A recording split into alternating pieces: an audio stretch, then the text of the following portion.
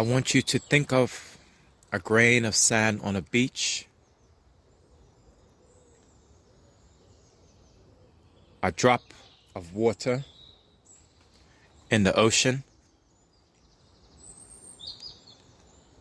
a molecule of air in the atmosphere, a star in the sky,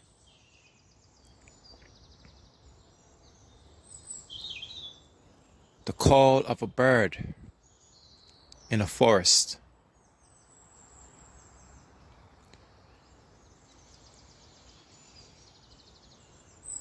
envision in your mind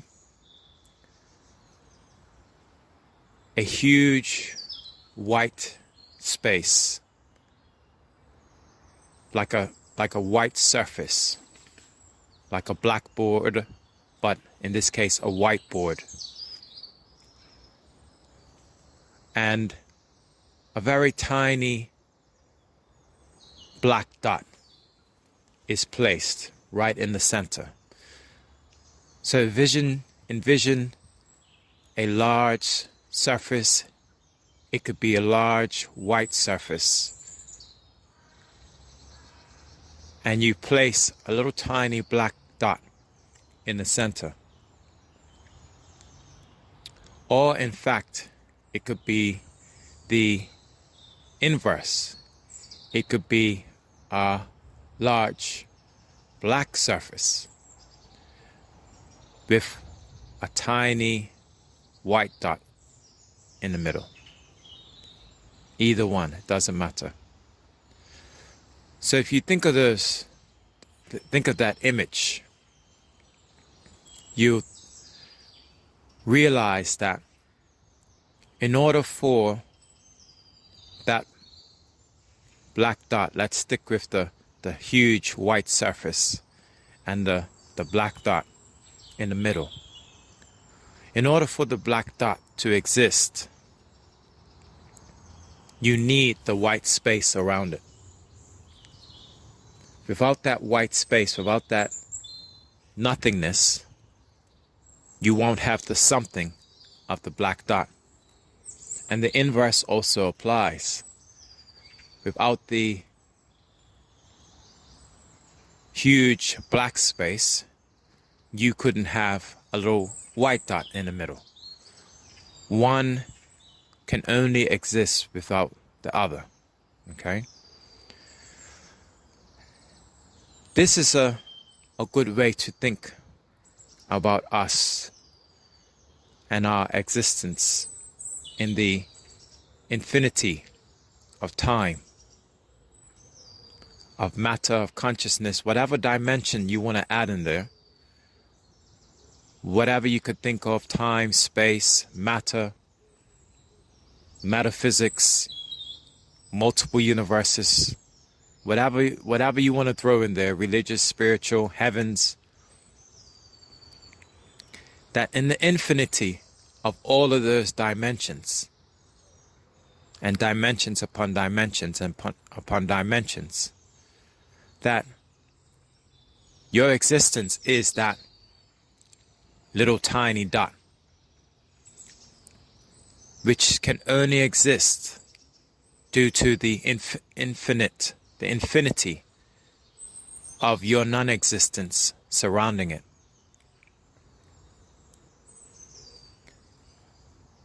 This leads to a good understanding of how insignificant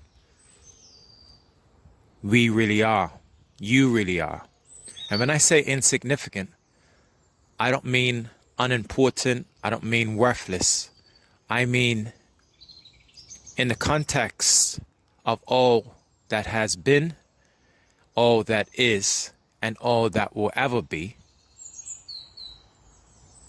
our existence, especially when you look at it in the moment, is insignificant. This is important to realize, because the more you realize your insignificance, the more you understand your uniqueness. And in turn, it helps you to understand your significance. It's only through seeing how insignificant you are in that huge existence, in that huge infinity of existence, that you have arrived in, that you can understand your uniqueness, and thus in turn you can understand your significance. So how can you do this? How can you realize your insignificance? Well, in simple terms, you have to let go.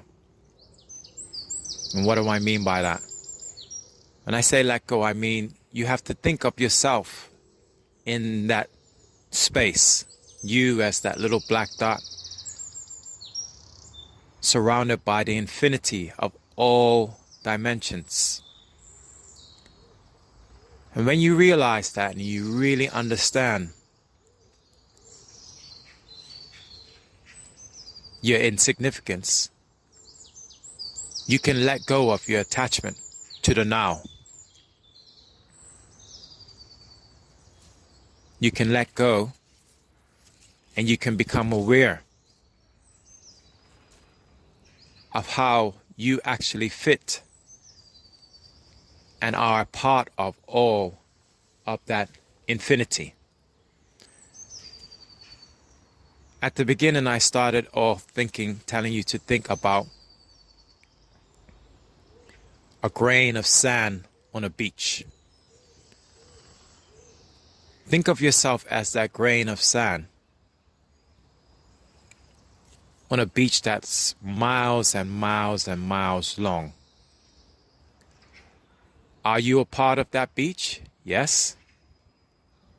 Is the beach part of you? Yes. Is there any separation between the beach and you as an individual grain of sand? The same for you being one molecule of air in the atmosphere. There's no separation between you and the rest of the body that you call the atmosphere. They're one and the same. Without you, there's no atmosphere, and without the atmosphere, there's no you. The metaphor and the analogy extends to many things. A drop of water in the ocean. When you add that drop of water to the ocean, you become the ocean. But you make up the ocean. You're one. It's the same with existence. In the infinity of all things across all dimensions, you, as this one being in this one moment, moment by moment, are like that drop of water. So when you let go your hold and your idea that you are somehow significant, only then can you truly understand more fully how significant you really are. And if you think of that dot, the more dense you are, the more dense that dot becomes, the more space it will take up on that board. It starts to get darker and darker and thicker, and maybe it takes on other dimensions. First it's one-dimensional, then it's two-dimensional, now it's three-dimensional. All of a sudden it's moving around the blackboard. The more energy it gets. But if you look at that process and you go backwards, and that dot becomes still, and that dot starts to recognize its insignificance and starts to merge with the whole of the existence around it. Rather than becoming denser, it becomes lighter, dispersed. Then more of the infinite dimension it becomes a part of.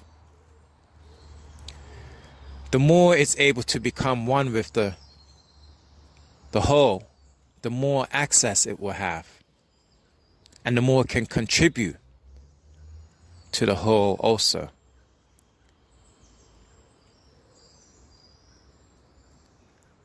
This is really the cycle of existence. This is why we should not fear death.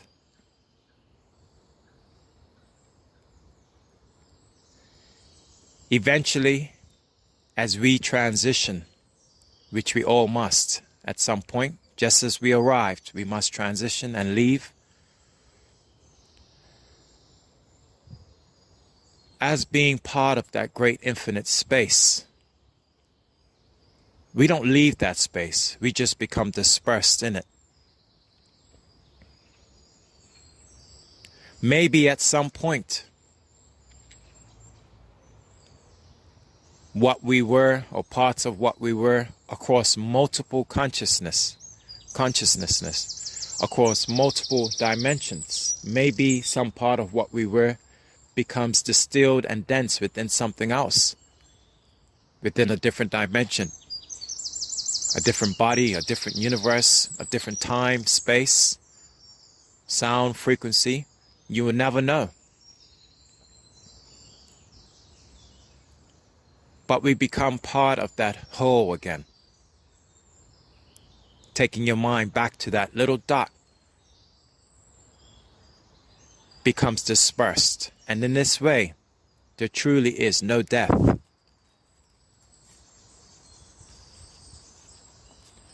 So if you can let go,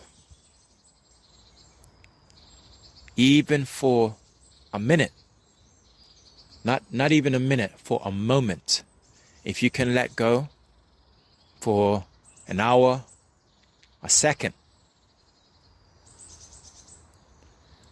you will have reached what in the Eastern philosophy they call Zen. You would have reached a mind state where you have dispersed and allowed your consciousness to disperse into the infinity of your existence. You've made yourself insignificant, and in that way recognize your significance in the infinity of the all.